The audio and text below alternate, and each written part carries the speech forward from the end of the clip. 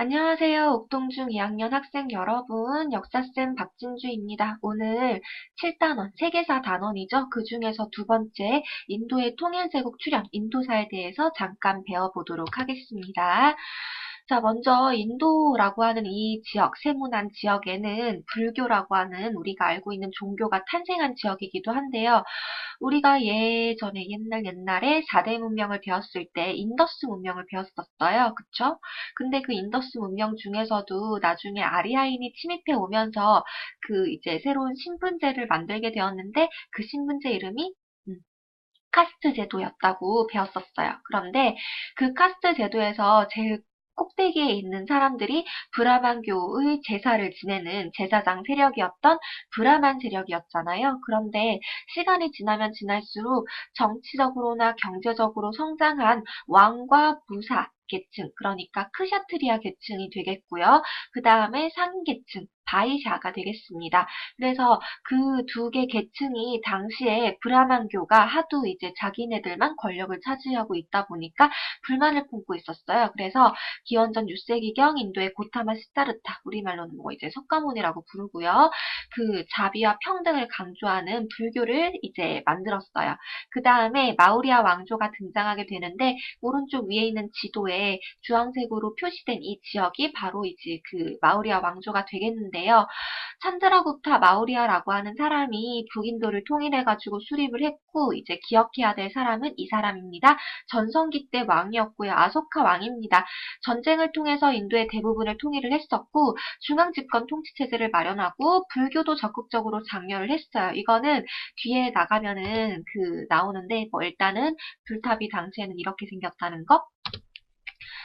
여기에 나와 있어요. 일단 보시면은 그 아소카 왕이 땅을 많이 넓혔는데 그때 당시에 10만 명이 넘는 사람들이 죽고 15만 명 이상의 사람들이 포로로 잡힌 칼린가 전투라고 하는 거대한 전투가 있어요. 근데 이때 하도 많은 사람들을 죽이다 보니까 그때 이제 많이 후회를 하게 된 거죠. 그래서 그 자비와 평등을 강조하는 불교를 이 왕이 받아들이고 당시 마우리아 왕조의 백성들도 이 불교를 믿게끔 여러 지역에 돌기둥, 이런 돌기둥을 세워가지고 불교의 가르침이라던가 아니면 정치적 이상 같은 거를 적어 놨었어요. 그래서 칼린가 전투에서 칼린가 지역은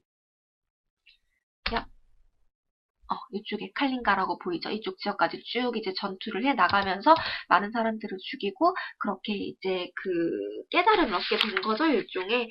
그래서 뭐 1번이랑 2번은 아까 말씀드린 대로 설명을 다 드렸고요. 그 다음에 그 마우리아 왕조의 그 아소카 왕이 죽고 나서는 금방 이제 그 마우리아 왕조가 멸망하게 되었고요.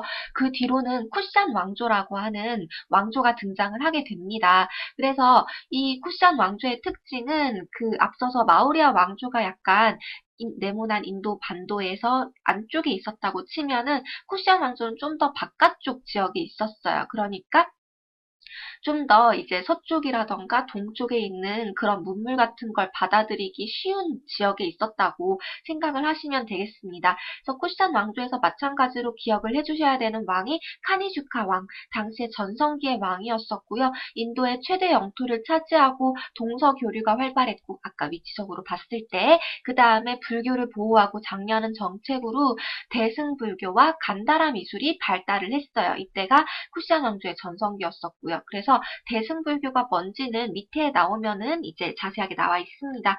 일단 상좌부 불교, 개인의 해탈 강조와는 달리 중생 구조를 강조했다고 하는데 이 말은 뭐냐면은 상좌부 불교가 아까 우리가 앞에 배웠던 마우리아 왕조에서 주로 발달했던 불교입니다. 그래서 상좌부 불교에서 좌가 앉을 좌자거든요. 그러니까 개인이 이렇게 그 가부좌를 틀고 앉아서 앞바다리를 하고 앉아가지고 뭔가 깨달음을 얻기 위해서 수행을 하고 있는 거죠. 뭔가 이렇게 명상에 잠기거나 수행을 하거나 혼자서 이제 뭔가를 깨달음을 얻어가지고 해탈을 한다라고 하는 그런 게 이제 상좌부 불교라고 치면은 쿠시안 왕조에서 발달한 대승불교에서는 대가 큰 대자고 승이 수레바퀴 승자예요. 그러니까 불교를 상징하는 걸로 이제 수레바퀴를 많이 그리고는 하는데 그 수레바퀴가 그 깨달음을 얻는 과정 중에 뭔가 계속 굴러간다는 의미를 가지고 있어요. 근데 이게 그 조그마한 수레바퀴도 아니고 큰 대자를 썼잖아요. 그러니까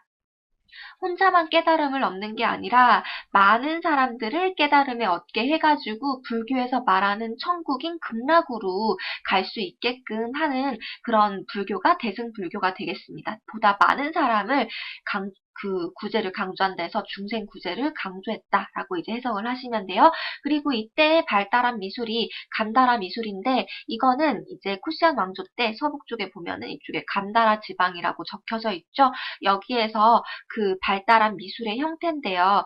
왼쪽으로 보면은 이제 그리스 쪽이 있기 때문에 그리스에서 뭐 제우스라던가 아프로디테라던가 그런 여러 12신의 석상 같은 걸 많이 만들었었거든요. 근데 그거를 이제 간다라 지역으로 넘어오면서 불교에도 영향을 끼친 거예요. 왜냐면은 그 전에 불교에서는 따로 부처님의 모습을 뭐 이렇게 만들려고 하기보다는 부처님의 발바닥 그러니까 발자국이라던가 아니면은 보리수 나무라던가 아니면은 뭐 그 수레바퀴라던가 약간 불교를 상징하는 그런 걸 이제 많이 나타냈었고 그런 이제 석가모니의 모습 같은 거는 나타내지 않았었거든요. 그런데 그런 그리스 문화의 영향으로 불상 그러니까 석가모니 부처님의 석상을 제작하기 시작했고요. 그리고 이거는 이제 대승불교랑 같이 발달하면서 중국이나 우리나라에 같이 전파가 되었어요. 그래서 우리나라도 보면은 경주의 석굴암 보면은 이제 석굴암에도 불상 이렇게 석상이 딱 있잖아요. 그러니까 그런 것도 어떻게 보면은 간다라 미술이 전파되고 전파되어서 우리나라까지 도착을 한 그런 걸로 이제 이해를 해주시면 되겠습니다. 그래서 뒤에 보시면은 사진이 나와 있는데 지도 사진이거든요. 나왔다.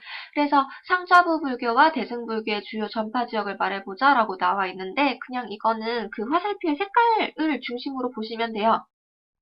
상자부 불교는 아까 마우리아 왕조에서 중심으로 이제 발달을 했다 했었잖아요. 근데 그 이제 화살표의 색깔을 보면은 주로 보라 색깔로 나와 있어요. 그래서 이 인도 지역에서 먼저 그 전파가 돼가지고 이쪽으로 쭉 전파된 지역을 보니까 주로 동남아시아 지역에 전파가 되었고요. 그리고 대승불교는 여기 보면은 청록 색깔로 나타나 있죠. 청록 색깔 화살표를 쭉쭉쭉 보면은 우리나라, 일본, 중국에까지 이제 영향을 미쳤잖아요. 그러니까 주로 동북아시아 지역으로 대승불교, 쿠시안 왕조에서 발달한 대승불교가 전파가 되었다라고 이제 보시면 되겠습니다. 슬라이드 쇼가 끝났네요. 인도사는 여기까지입니다. 수고하셨어요. 사랑합니다.